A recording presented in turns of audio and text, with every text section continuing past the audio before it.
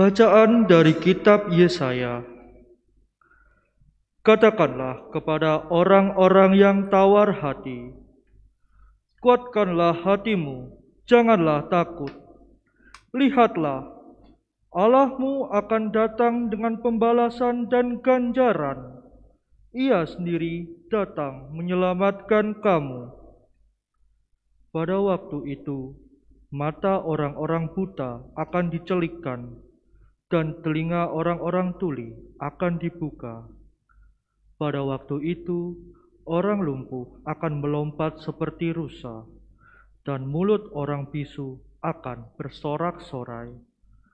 Sebab mata air memancar di padang gurun, dan sungai di padang belantara. Tanah pasir yang hangat akan menjadi kolam, dan tanah gersang menjadi sumber-sumber air. Demikianlah sabda Tuhan.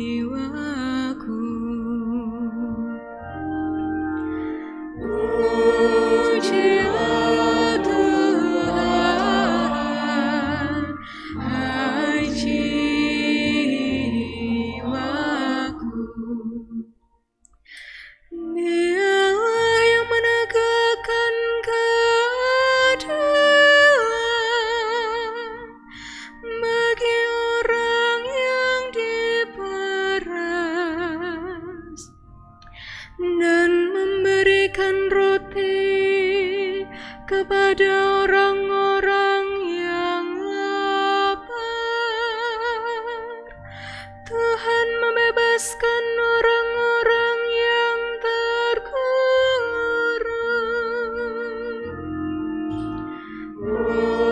Pujilah Tuhan,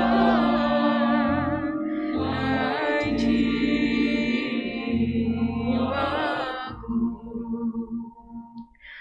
Tuhan membuka mata orang buta. Tuhan menegakkan orang yang tertunduk. Tuhan mengasihi orang-orang benar.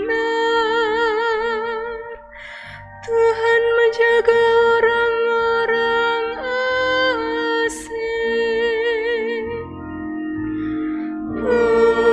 Pujilah Tuhan, hai jiwaku.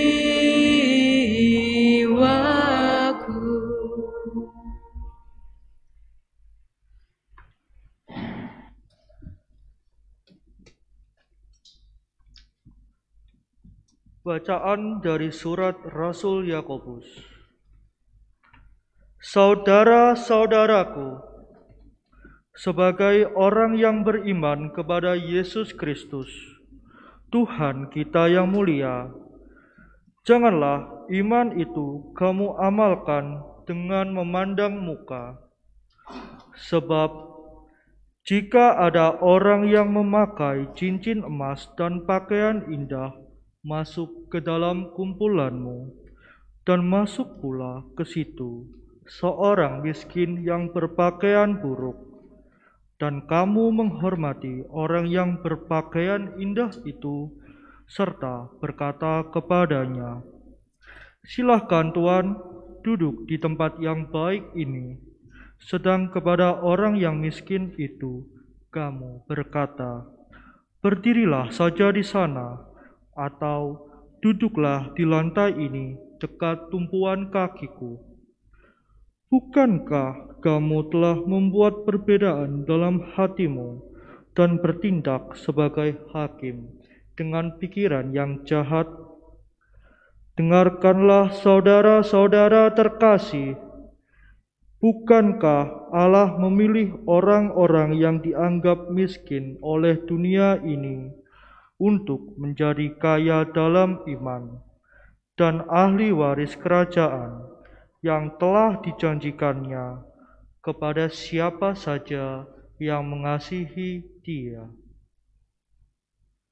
Demikianlah sabda Tuhan.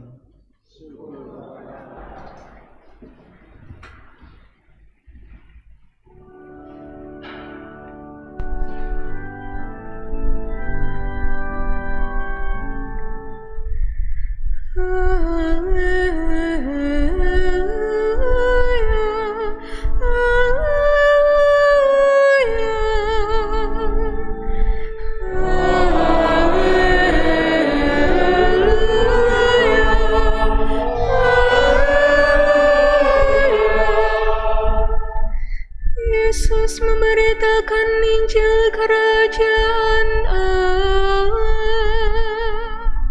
serta melenyapkan segala penyakit dan kelemahan.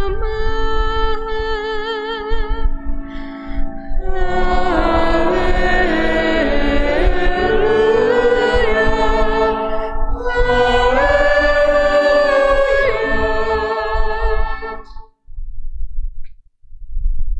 Tuhan sertamu.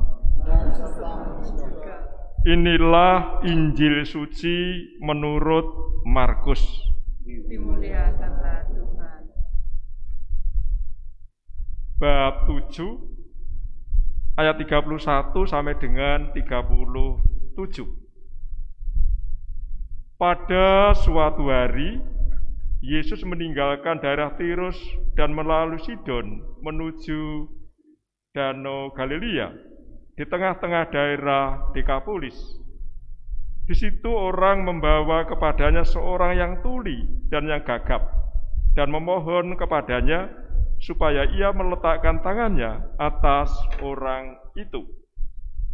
Dan sesudah Yesus memisahkan dia dari orang banyak sehingga mereka sendirian yang memasukkan jarinya ke telinga orang itu, lalu ia meludah dan meraba lidah orang itu. Kemudian sambil menengadah ke langit, Yesus menarik napas dan berkata kepada Efata, artinya terbukalah. Maka terbukalah telinga orang itu, dan seketika itu juga terlepas pulalah pengikat lidahnya. Lalu ia berkata-kata dengan baik. Yesus berpesan kepada orang-orang yang ada di situ supaya jangan menceritakannya kepada siapapun juga. Tetapi makin dilarangnya mereka, makin luas mereka memberitakannya. Mereka takjub dan tercengang dan berkata-kata, ia menjadikan segala-galanya baik, yang tuli dijadikannya mendengar, dan yang bisu berbicara. Demikianlah sabda Tuhan. Terpujilah Kristus.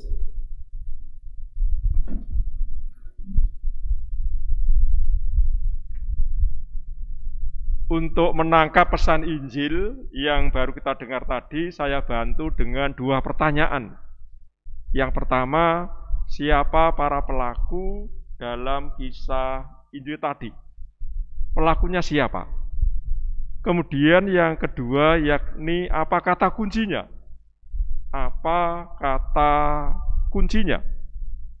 Akan kita lihat dan kita jawab satu persatu. Mulai yang pertama, para pelakunya yakni ada Yesus, kemudian ada orang banyak.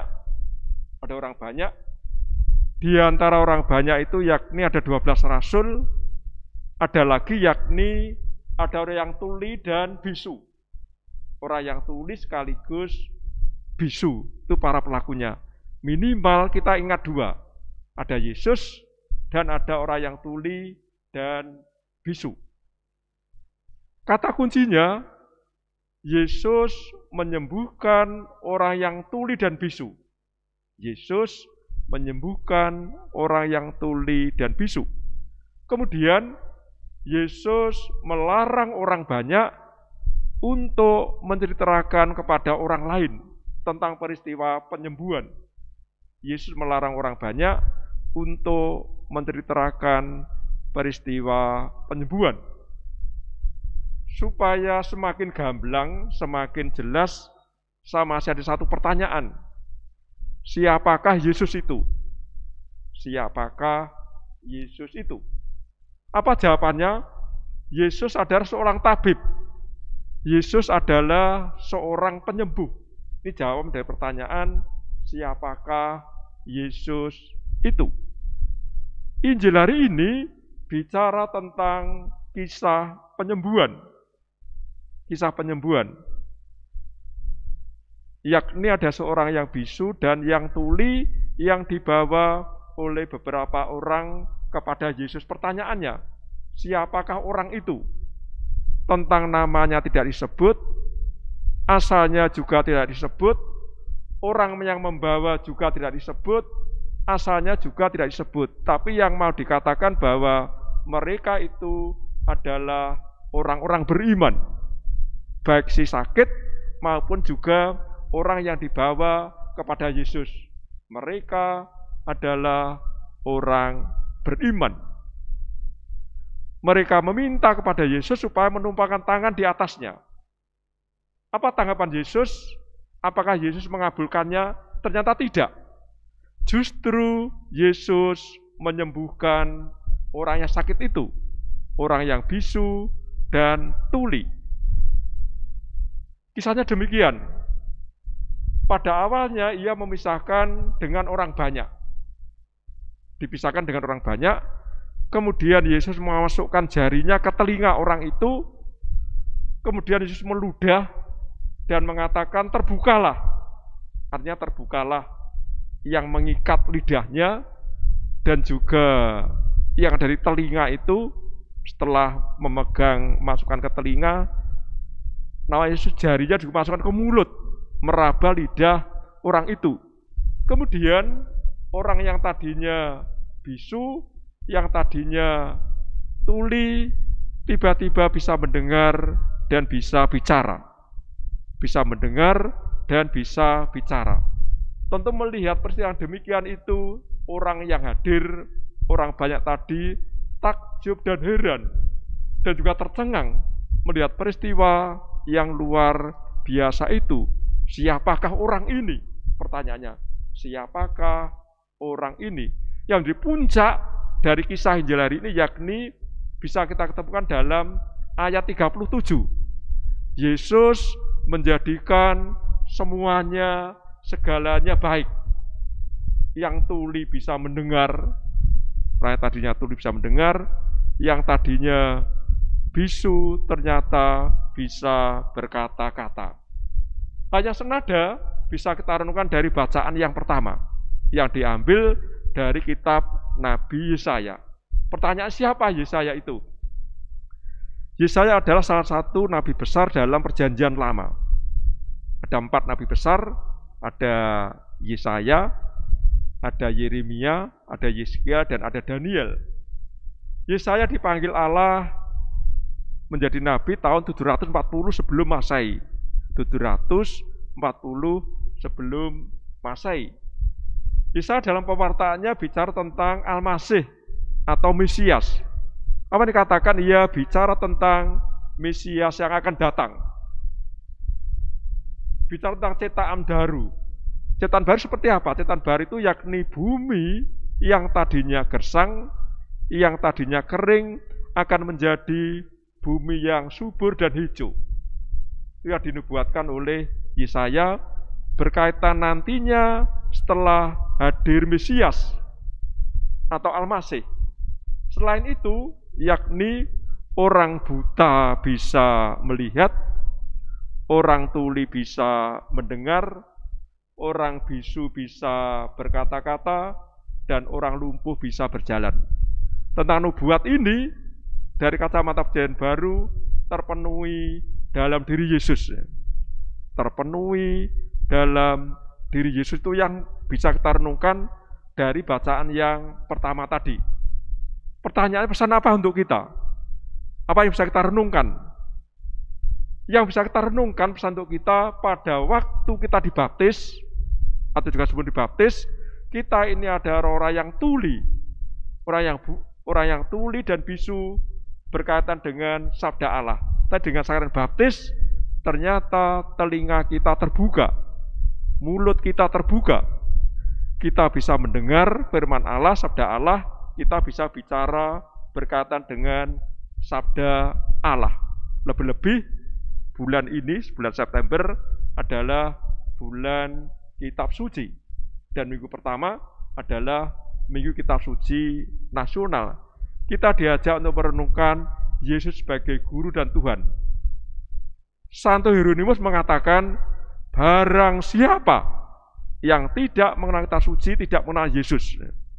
Barang siapa yang tidak mengenal kitab suci tidak mengenal Yesus sebagai seorang imam dan pujangga gereja, memang ahli kitab suci. Orang yang ahli kitab suci mengatakan, yang tidak mengenal kitab suci tidak mengenal siapakah Yesus itu. Maka dari itu selama 1 bulan ini kita perlu diajak untuk mengenal Yesus sebagai guru dan Tuhan. Supaya semakin gamblang, lebih gamblang lagi untuk menangkap pesan Injil, saya bantu dengan kisah pendek dari judul yakni duit dan kecerdikan. Duit atau uang dan kecerdikan. Pada suatu hari Tuhan Allah punya ide, punya gambaran untuk menghubungkan surga dan neraka. Surga dan neraka, gambaran kita itu kalau surga itu di atas, mungkin di atas langit tingkat 7 sana, neraka mungkin di bawah, untuk menghubungkan. Ya semacam membuat jalan tol atau jalan layang dari neraka ke surga dan juga dari surga menuju neraka. Maka dari itu Tuhan Allah datang ke surga memberitahu kapan mulai dikerjakan, dan juga kepada warga yang di neraka juga diberitahu kapan mulai mengerjakannya. Diberi waktu kurang lebih 1 tahun harus selesai jalan tol itu, jalan layang itu. Benar setelah ditentukan mereka mengerjakan. Betapa terkejutnya Tuhan Allah setelah setengah tahun Ia mencoba untuk melihat yang di surga, yang di neraka. Yang dari surga ternyata baru mendapat beberapa kilo, sedangkan yang neraka ternyata lebih cepat yang dari warga neraka itu ternyata sudah sampai tengah-tengah yang ditentukan, hampir selesai. Kemudian Tuhan Allah melihat, menyelidiki mengapa yang di surga itu sangat lamban cara kerjanya. Mengapa yang di neraka begitu cepat? Dalam waktu setengah tahun ternyata hampir jadi. Dilihat, diperhatikan satu persatu, ternyata baru menemukan alasannya, penyebabnya. Ternyata di surga itu di sana banyak ibu-ibu, banyak suster. Di sana itu banyak pertemuan ternyata. Di surga banyak pertemuan untuk membahas bagaimana membuat jalan layang, jalan tol. Yang ibu-ibu itu mungkin setiap sorenya memegang rosario, berdoa. Kemudian juga para suster membaca kitab suci pendalaman di sana. Mengapa lama itu ternyata banyak pertemuan dan juga banyak doa. Membaca kitab suci itu surga.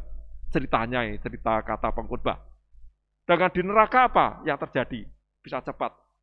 Ternyata di neraka itu yang ada di sana itu ada pimpinan proyek, banyak orang demikian, juga banyak bendara-bendara di sana, kemudian juga banyak pemimpin lembaga tertentu di sana itu. Maka dari itu betapa hebatnya orang neraka itu bisa cepat itu karena itu. Banyak bendahara, banyak pimpinan proyek, banyak pimpinan lembaga tertentu, juga uangnya banyak, juga tambah cerdik itu. Ini yang dilihat oleh Allah mengapa dari neraka begitu cepat. Yang mau saya katakan bahwa uang atau duit dari kecerdikan bisa untuk membangun, tapi belum tentu bisa menyelamatkan. Bisa untuk membangun, tapi belum tentu bisa menyelamatkan. Hari ini kita memulai merenungkan kitab suci dalam Minggu Kitab Suci Nasional ini kita diajak merenungkan Yesus sebagai guru dan Tuhan. Dengan mengenal Yesus, itu jalan satu-satunya yang paling hebat Kitab Suci.